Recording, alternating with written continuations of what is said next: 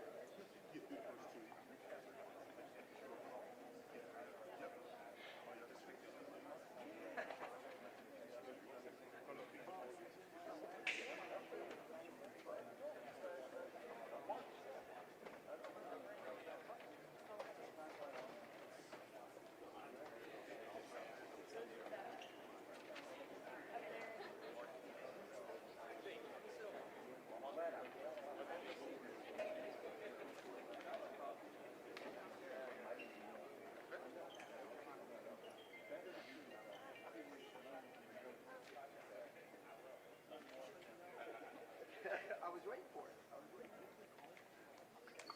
See, you know, I don't deserve it. Sean, you know, former hijackers, not the two of us. Yeah, he did. So dangerous.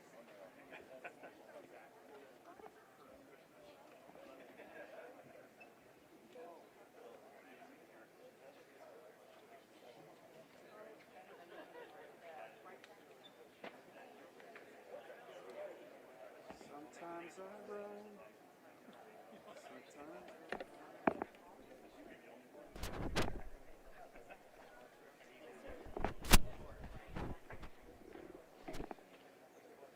Vanessa Rose. You going over there? Miss Miami? Yeah. Miss Hawaii? Miss Miami? Miss Florida? Miss King?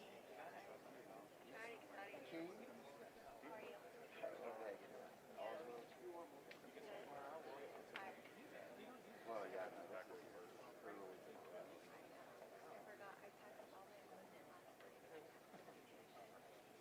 all the way to the base.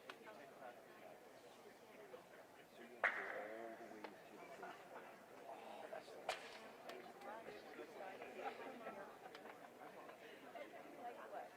Oh, well, looks Right?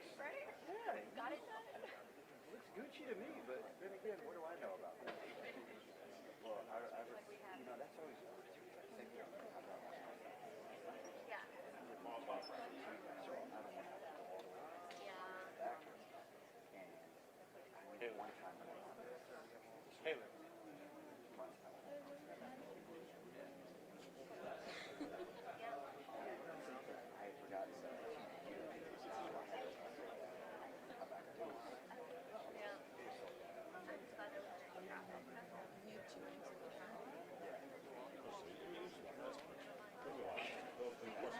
But you still have, you know, you still have some restaurants.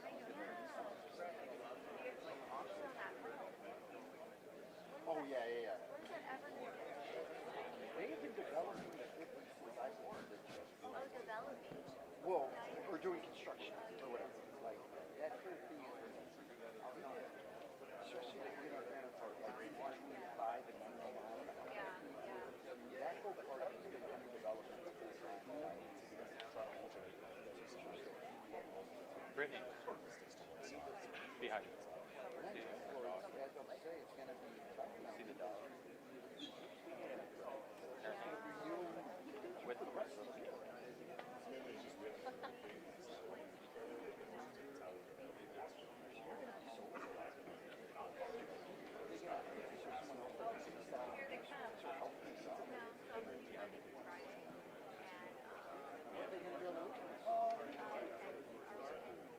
If I get the mic, but there's somebody on that side that has a question, I'll give this mic to the person on that side. That way, they get it, they don't.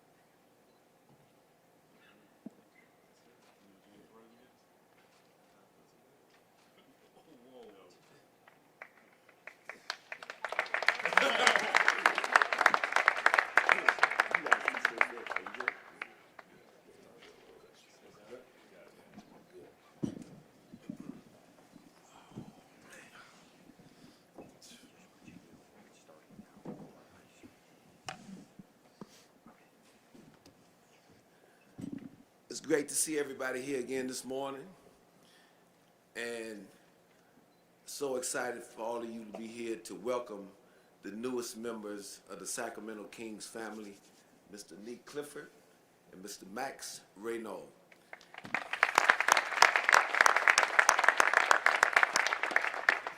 I first want to recognize the families for each of these fine gentlemen.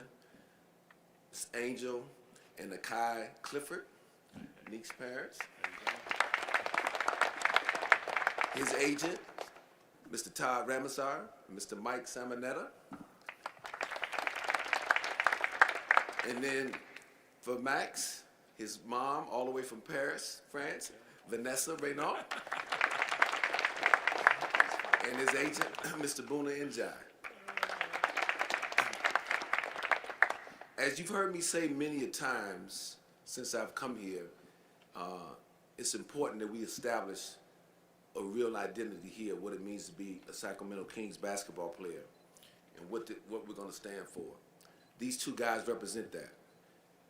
For your recollection, what that means, we want people that are competitive, tough, team-oriented, professional, accountable, and disciplined. These two young men have exhibited that not only in their play throughout their careers in college basketball, but in how they've conducted themselves as young men off of it. And that's very important to us. Nique is a very talented and versatile basketball player. That's what attracted us to him. He can play multiple positions in this game on the perimeter, not only on the offensive end, but he gives you that defensive versatility too, because we really believe he's going to be able to match up just about anywhere on the perimeter from a defensive standpoint. He has improved each year that he's been in college basketball, and as I mentioned to you a week ago, that is an important trait that we look for when we're evaluating talent coming out of the collegiate ranks. Max possesses a very unique combination of size, skill, and ability that really mirrors a lot of the big players in today's game of basketball. He's a double-double machine there at Stanford. We think he has a lot of growth and development in front of him and can be very helpful. These two young men, we feel, are good pieces to help us move forward and establish a very solid foundation. I am real excited to watch them play starting this summer in Las Vegas, where they make their introduction to Kings Nation. But really excited to have them both here. And with that being said, I'm going to pass it over to the guy who's going to be tasked with coaching them, and that's Mr. Doug Christie. For me, pretty simple. First of all, to the families, welcome. We appreciate you, and to our Sacramento Kings family. I think that you are going to absolutely love the city, and your young men are in good hands. For them, both of them exhibit everything that Scott has talked about, which for me is like, you know, Scott could have came and said a lot of different things and then went and drafted somebody that didn't match that. So that is, he crushed that, because for us, it means so much more to make sure that these guys exhibit everything that Kings basketball is about, and that from the jump. Getting to sit down with them, go to dinner with them the other night. Where did we go? Waterboy. Exactly. Yeah, very good, by the way. Exactly. Yes, and I found out that they both like spaghetti. Yes, large amounts of spaghetti. Exactly. Yes, but it was really good to sit with them and vibe and get to know them on a deeper level, because that's, for me, what a lot of, in my opinion, coaching is about, is to understand them in a way. Like the X's and O's are one thing, but to love them and appreciate them on a different level is really what we're about here. So I say to them, welcome, your talent. You know, we're going to develop you. We're going to push you hard. I know that both of you guys are going to succeed in vast ways in the NBA because of what you possess, but even more than that, the people that you are. Yeah. So with that, that's on you, big man.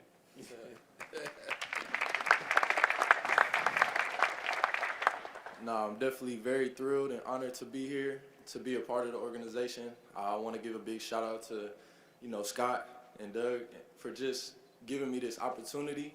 I'm super thankful and blessed to be a part of the organization and what they're trying to build. You know, I can't be more ecstatic to be a part of something that I feel like I've worked my whole life to be a part of. And so super excited for the opportunity and just to get to work with these guys, you know, Maxine, and just a bunch of great teammates. So we'll get to work here soon, but excited to be here and thankful for all of y'all's support as well, welcoming me to Sacramento.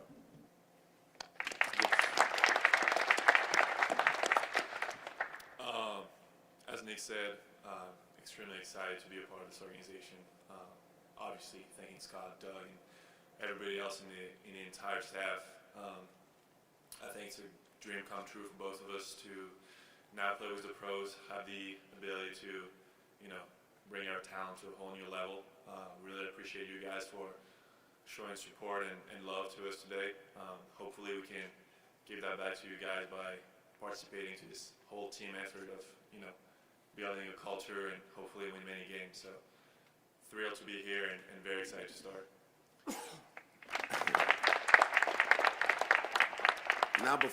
Now before we open it up for questions, I just want to give one footnote. I promise you we did not send a memo to have these guys in matching attire. But this is just one this is just one further piece of evidence, though, the class that these two young men have. And they came dressed really nice, so that even reaffirmed our decision to bring them here. So no, but anyway, time for any questions, fire away. Nique, Coach Farouk Manesh from Colorado State told me about a Joker mentality and a mask on when you take the floor. Can you explain a little bit about that and if that's following you to the NBA? Yeah, that's a tattoo I got. Joker was my favorite supervillain, which is kind of crazy to say, but you know, I kind of used it as an alter ego. You know, you see a lot of the great players like Kobe, Michael Jordan, all those people got their alter egos that they basically turn into when they're on the court. And so for me, it was a mentality to just, you know, be almost a killer when you're on the court. Like, you can't care what people think about you. You just got to go hard and go do what you're supposed to do and take care of business. So for me, it was a mentality part of it. And then, you know, Coach Ali definitely helped me kind of realize that and use that as a way to just go out there and be myself every time I played and don't care what everybody says on the outside. Just let the work speak for itself. Jake Gayden from CBS 13 over here, guys. Max, for you, we hadn't had a chance to talk to you yet after being drafted by the Kings. Were you surprised to be taken 42nd overall by them, and what's the initial reaction you had being taken by the Kings? I'm just excited and blessed by the opportunity. I think that's what draft night is about, right? Making your dream come true. And then we talked with Nick, but I was extremely excited to get to the franchise that drafted him too, because we already saw each other in a workout earlier during the process, and we had this 45-minute conversation in the hot tub after practice. So it was good to see him drafted there too. It's close to what's home for me here, Stanford, and obviously Scott has a massive resume, former player here as well. So I think we're in good hands. It's just nothing but positive. Nique, excuse me, a quick question about the bling around your neck here. I think everybody is wondering, there's got to be a story behind this. Man, it was you know, it was actually supposed to be for the draft, and my pendant didn't come in time. And I told one of the reporters, I don't know where he's at, but yeah, I told him I was gonna wear it to the press conference, so I had to stand on my word. But you know, it's Clifford the Big Red Dog. You know, my last name, something for the kids that they all love, and you know, it's kind of represents who I am. So you know, I had to rock it today. My man. Over here on the left, guys, in the back. This question's more for Doug, but maybe Max, if you kind of want to weigh in on this. So Scott said that you're a double-double machine. You guys are blessed that you already have a double-double machine on the team. So, Coach Christie, how do you plan on using Max with Domantas Sabonis on the court at the same time? And for Max, how do you feel about playing with Domas? Well, listen, I think Max's talents speak for themselves first and foremost, but rebounding is never something that you don't need enough of. His size, his skill set, I think with Domas can mix in a big way, because Domas shot 40% from above the arc and 50 in the corner. Max, just watching him play, he can shoot. Pump fakes, puts the ball on the deck, so now you have playmakers in all the positions. So, and that's kind of what we want to play, is positionless basketball with the ability to move the ball around the court and share it. So I think seamless. You know, Max is going to have to take his bumps and bruises as a rookie. That's just how it goes. I think that goes for both of them. But I know both of these guys have a burning desire to be great. So should be seamless and easy. But you know, it's sunny outside today, and I'm saying that sitting here. But when it gets down there, we'll have to see. Yeah. This is actually a question for both of you. Domantas Sabonis tweeted out, you know, after you guys were drafted, hey, it's time to get to work. I just want to know, have y'all met up with him yet and talked to him and, you know, getting an idea of it? Because I know he's looking forward to playing alongside of you, Max.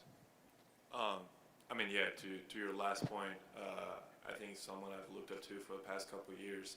I know at Stanford, especially my sophomore year, we based our offense a lot around the Kings and like the split action they used to have. So in that regard, yeah, he's a big inspiration for me. I do believe he's also a big family guy, and I think he has time with his family right now. We're still rookies trying to settle down here in the city. But to your point, yeah, we started working already. I mean, I've been here for a couple of days. Nique just got cleared as well, so it's just time for us to go to work. And we have the summer league coming up, and then preseason is coming really fast as well. So we'll have plenty of time during season to work out with him. Nique, I haven't got the I haven't got the chance to meet him either.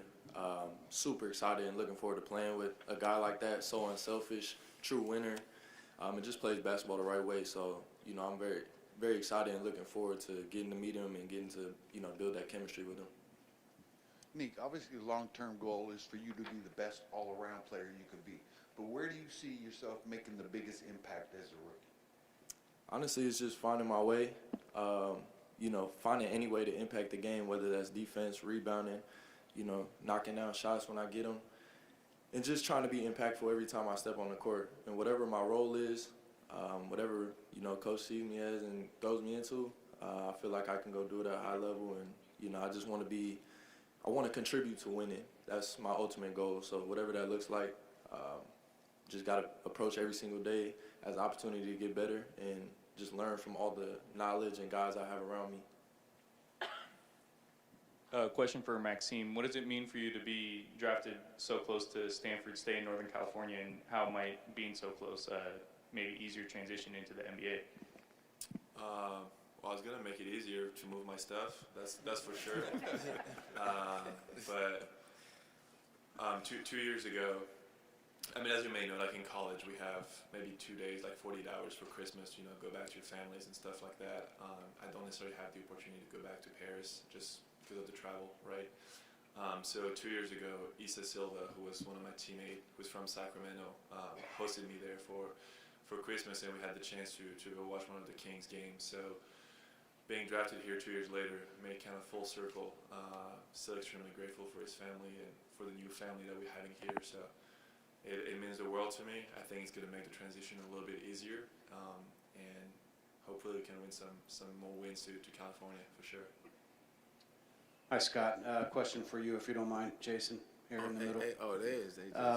You got a lot of credit for the kind of the value that you seem to have found in these guys in the draft.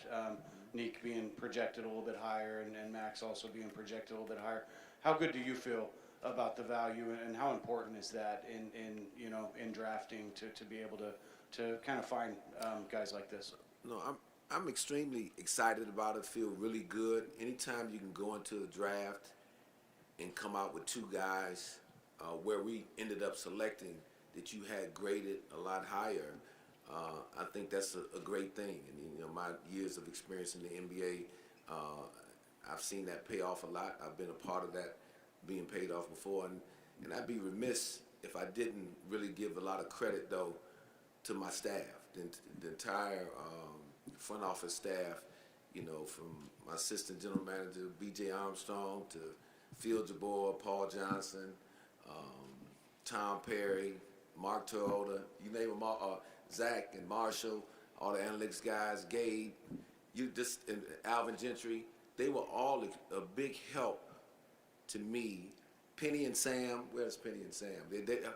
The process, you need a village to really help you pull something like that off too, because you take a lot of input, and especially for me coming back into the game after being in you guys' seats a little bit and being at ESPN, I wasn't out as much coming into this job, so they really all were very helpful into making that happen. So excited about it. Doug, over here.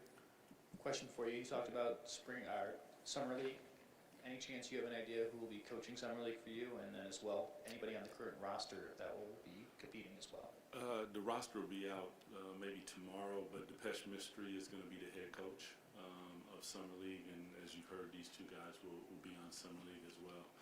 Just to echo Scott's sentiments, though, what those guys did was in the front office was magnificent, because Scott's toted me around to some places and showed me some things that I have a new respect and understanding for what goes on in there. So I say to them as well done, you guys. Yeah. Nique, Scott mentioned, after you were drafted, you handled the ball a lot, in those three positions. How do you feel comfortable about playing the point guard position, and have you played it over the course of your career? Yeah, I mean, I grew up playing point guard, so I'm comfortable in that position. But for me, the trajectory of my career, I've been able to play 1 through 3, and so I feel like I can play any of those positions. And like I said earlier, whatever I'm thrown into, I feel like I'm capable of going and doing. But just excited for the opportunity to learn from even guys coming in like Dennis Schroeder, and different teammates that I'm gonna have. I'm gonna be able to learn from those guys and get more comfortable in every position. But yeah, I'm comfortable playing, I'd say 1 through 3. Over here on the left, Jeremiah Solomon. For both of you guys, Kings fans obviously have a reputation around the NBA of being some of the loudest, most raucous fans in the league. Obviously, there's the Keegan Murray chant, things like that. Do you guys expect anything of that to kind of develop around you guys? Maybe something with Clifford, or like, what are you looking forward to most with the fans and just your NBA experience here in Sacramento? I mean, for me, I'd say I'm excited to light that beam. I'm definitely excited for that. But as well as that, I've heard so many great things about the fan base and just how they show you love, and I've already experienced it being here for 2 days.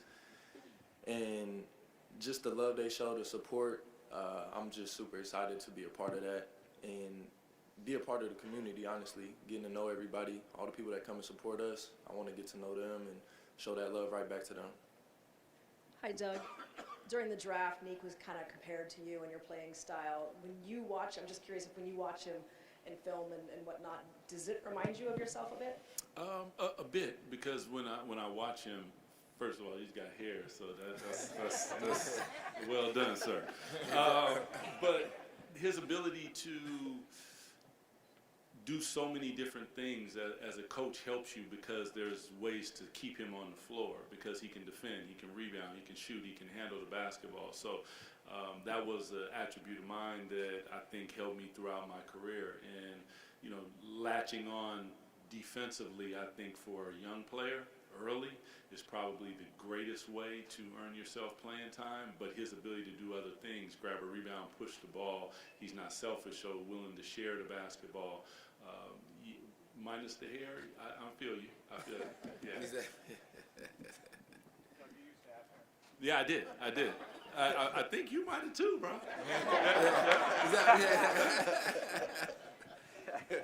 To Brendan and Sacramento Sports right here, guys. What's going on? Congratulations. To Nique and Maxine, just what's sort of this moment like for you guys?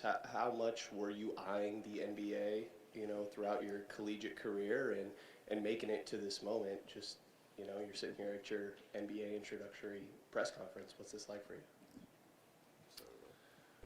I think as any competitor, you want to compete at the highest level. So I'm pretty sure that's something both of us been aiming and having as a goal for the past many years. Also, that's something that you dream about when you're a kid. I mean, when we went to dinner the other day, we have a 3-time NBA champion over there. We have people that play with his favorite player, Kobe Bryant. We've had people that coached him, et cetera, et cetera. So hearing about these stories make it even more real and make it even more excited for you to be here now. So I think it was a goal of ours. I'm glad we get there, but once again, it's not the finish line. This is just the start. This is where you have to double down your work. You have to listen even more. You have to adapt, and I think we're both willing to do that. Yeah, I would agree to this point. You know, it's a dream. It still doesn't even feel real that I'm sitting here right now, but you know, we've worked our whole lives for this moment, and so, like you said, it's just the beginning.